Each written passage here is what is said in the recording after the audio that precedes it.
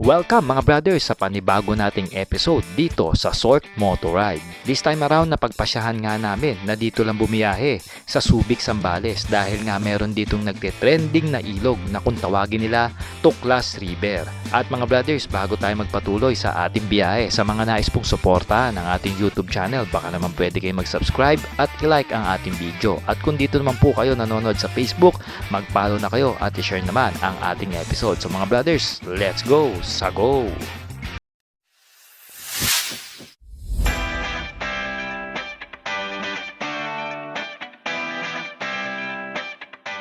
Mga brothers, available na sa Shopee ang ating riding jersey at iba pang mga riding gears na ginagamit natin. Nandyan yung link sa gilid ng video. Let's go! Sago! Welcome mga brothers sa ating Sork Motor Ride. Paalis tayo ngayon, papunta tayo sa Tuklas River, Kawag, Subic. Okay, so bumili na kami dito ni Sammy ng lutong ulam mga brad, para meron na kaming babaunin papanik doon. Okay, kasama ko si Sammy, naka-scooter siya, at syempre ang ating gamit na motor, itong Express 500 Racer ng FKM. May isa pa kaming tropa, susunduin lang namin sila, angkasan sila eh. Ako solo ako dito, ayoko magangkas.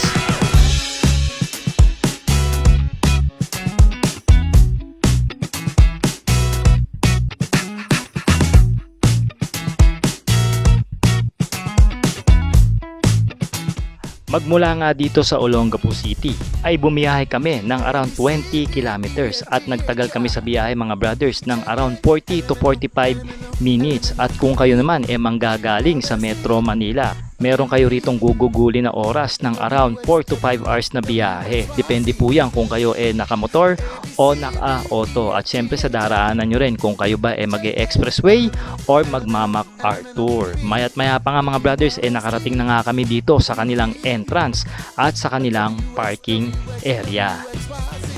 So mga brad, nandito na kami. So pagdating nyo rito sa pinaka-pin location mga brad, may entrance po kayo ng 10 pesos. Ayan, kalaate. Tsaka maglalag po kayo dyan. And then ito po yung parking.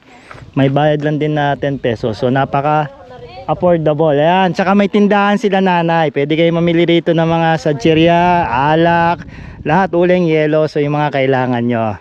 And then yung pinaglaban ng river, 20 to 15 minutes daw yung lakad. Pero itong Tuklas River, mas malapit mga brothers. Ayan. So nag-rent na kami ng cottage. Nakapag-negosasyon kami kay ate. Binigyan tayo ng magandang discount. Ang cottage nila rito is 500 pesos. Since half day lang kami, binigay nila ng 250 na lang. Alright. So wow, ganda mga brad oh. So mabato dito siguro pagka tag-ulan. Ito may itubig ito mga brothers. Syempre ngayon summer. At mainit ang panahon, kaya ito tuyo tong part na to. Mount Balingkilat ate. O tamo, si ate napaka may tour guide pa kami. Ay ang ganda nga eh. O pakita ko muna yung dalawang kasama. Ayan oh. Alright. Pang malakasan yan mga brad. Ang kabila po niyan, sir. San Antonio na. Oh yes, yes, yes. Dito kami dumaan nun ate. Oo, ang ganda. Ate, Oh, Anawangin. Pupuntahan natin yan. Ang ganda. Yung pinaglabanan river sa taas. I see, I see. Doon pa. Maganda kasi doon na puno no. Pero itong Tuklas parang walang masyadong puno ate no. Ayan no. Siya, parang mababa po siya. Ang ganda ng kulay. Ang po niyan po. Parang green, Yung green. nasa gitna po. Hmm. Bewang, yung banda doon. May mga malalalim din na part. Opo. Ayan po. O Dito sige, po tayo. okay. Ay, sige. Ayan. Talagang tinaon namin ngayon na Lunes para konti lang naliligo. Kasi kahapon linggo alanganin kami. Marami po baka wala kaming cottage, damputin na lang kami diyan sa gilid-gilid nyo. Di at least ngayon sigurado makakapili kami. okay. Ayun yung hinahanap. Te, anong pangalan mo? Ako po pala si Ate Che. Ate Che. Opo. So pagka pumunta kayo rito sa Tuklas River mga brad, hanapin yung sa Ate Che. Si Ate Che sa Siya po Auri yung River. ayan, siya po yung Opo, nag-o-offer yung dito bargain sa Tuklas River ng cottage yan. Opo. 500 Thank you po po. ang presyo to 600, and then Opo. pwede kayo makipagtawaran kung ilang oras niyo na lang po Opo. consume. Okay, Tess, maraming Thank you salamat po. ha. Alright, Thank tsaka you po. pwede niyo siya maging tour guide dito. Opo, salamat po. Ayan, alright. Bye.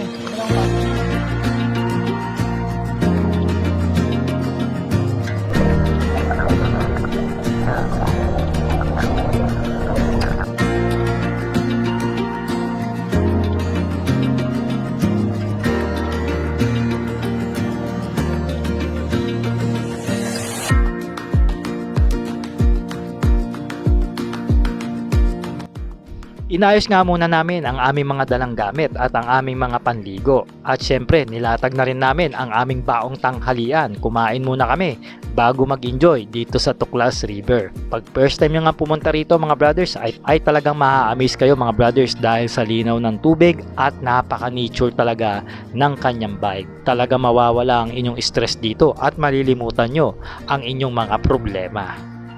Siyempre mga brothers, hindi lang motor ang nire-review natin. Nire-review din natin yung ilog nitong Tuklas. No? So dito sa mismong ilog, malalaki yung bato sa mismong tubig. May maliliit din.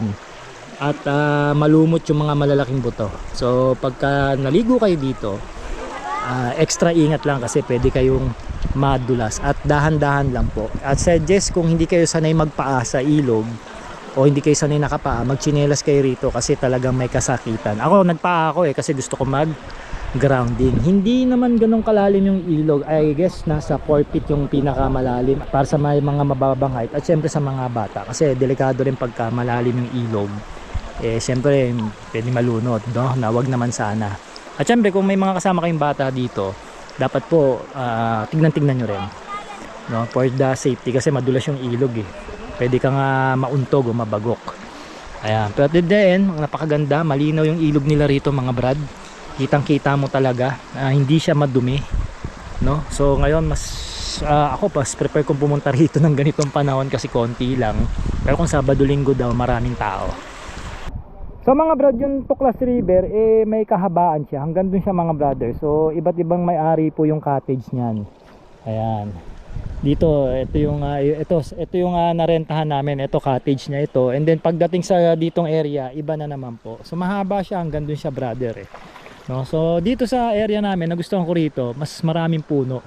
Tamang-tama ito, pagka dito na banda yung araw, medyo lilim na rito. Tsaka hindi malalim yung ilog. So pwede sa mga bata ito, tsaka sa mga katulad kong hindi nabiyayaan ng height. Naligo, tumambay, nagkape, nagtawanan, nagrelax.